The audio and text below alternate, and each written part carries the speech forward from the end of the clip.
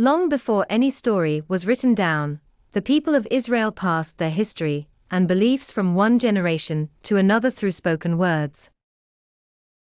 Around campfires, under the stars, elders shared the mighty deeds of God and the journeys of their ancestors. Stories like the creation of the world, the calling of Abraham, and the Exodus from Egypt were told and retold, each time preserving the faith and history of the people. As time went on, the Israelites recognized the need to preserve these sacred stories in a more permanent way. So, the written tradition began. Scribes, trained in the art of writing, carefully recorded the stories that had been told for generations. The stories of creation, the laws of Moses, and the history of the Israelites were written on scrolls. These texts would become the foundation of what we now call the Old Testament. But the work was far from finished.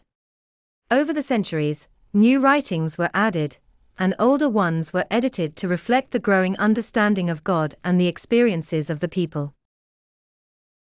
Scribes and religious leaders worked tirelessly to organize these writings.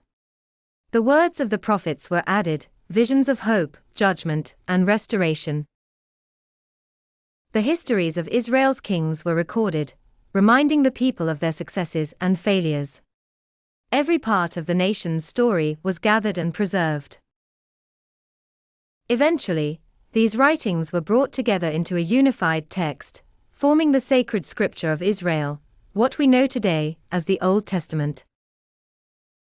From stories told around campfires to carefully written scrolls, the formation of the Old Testament was a long journey.